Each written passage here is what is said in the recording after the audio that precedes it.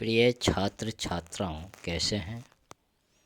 मैं डॉक्टर धर्मेंद्र कुमार राम, सहायक प्राचार्य इतिहास, लक्ष्मी नारायण रामेश्वर संस्कृत महाविद्यालय, जयदेवपट्टी, दरभंगा। मैं आज ऑनलाइन टीचिंग के माध्यम से उपशास्त्री द्वितीय वर्ष के छात्र छात्राओं के लिए ऋग्वैदिक कालीन सामाजिक स्थिति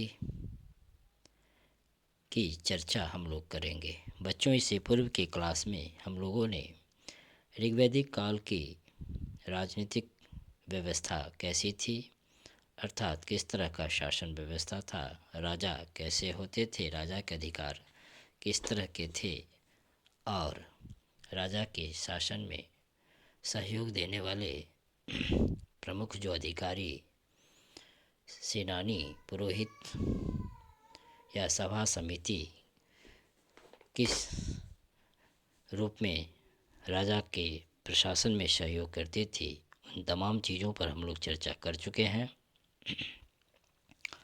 आज हम लोग ऋग्वैदिक काल की सामाजिक स्थिति, अर्थात ऋग्वैदिक काल में समाज की क्या स्थिति थी, उस पर हम लोग चर्चा करेंगे।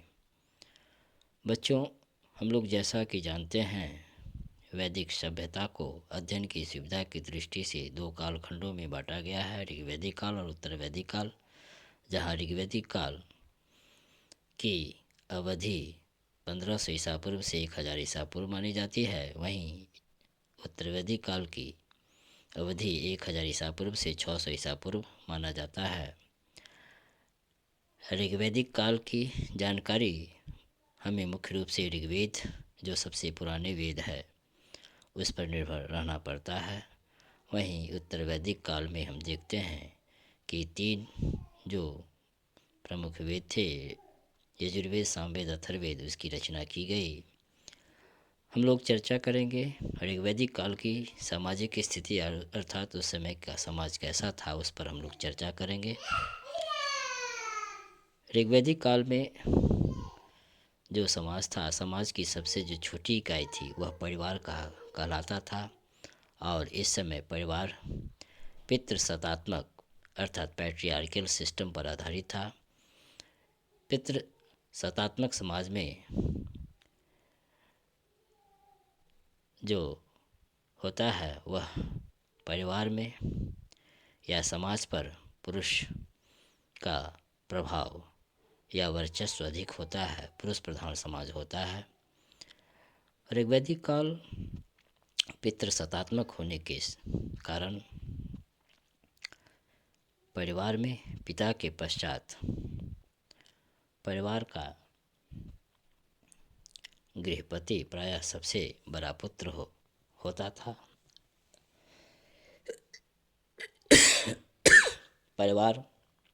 पारिवारिक नियम इतने कठोर होते थे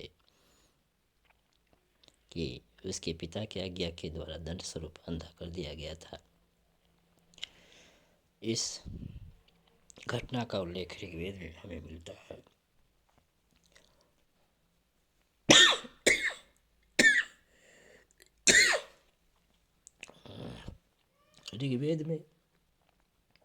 ऋग्वैदिक काल में परिवार में घर की पत्नी का विशिष्ट महत्व और आदर होता था।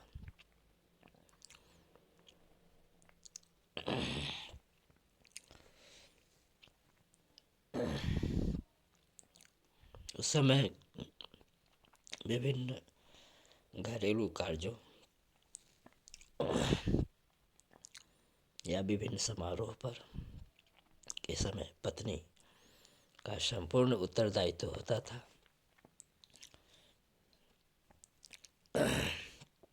साथ ही पत्नी को पुत्र न होने पर गोद लेने की प्रथा का प्रचलन ऋग्वैदिक काल में था। परिवार में कभी कभी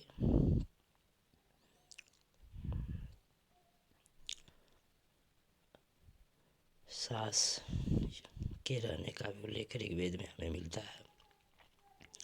अतिथि का अत्यधिक आदर सम्मान इस काल में अधिक हमें देखने को मिलता है। ऋग्वैदिक काल में लोगों का स्वस्थ एवं आशावादी दृष्टिकोण होने के कारण वे जीवन को अधिक से अधिक सुखद तरीके से व्यतीत करना इस समय के लोग चाहते थे। और ऋग्वैदिक काल में मनोरंजन के जो प्रमुख साधन थे, संगीत था, नृत्य, जुआ, शिकार, रथ दौड़ तथा इत्यादि ये के माध्यम से वे अपने मनोरंजन के कार्य को पूरा करते थे। संगीत के इस समय संगीत, गायन और वादन दोनों का प्रचलन होता था। तो बच्चों, आज हम लोग ऋग्वैदिक कालीन सामाजिक स्थिति का प्रारंभिक जानकारी प्राप्त की। धन्यवाद।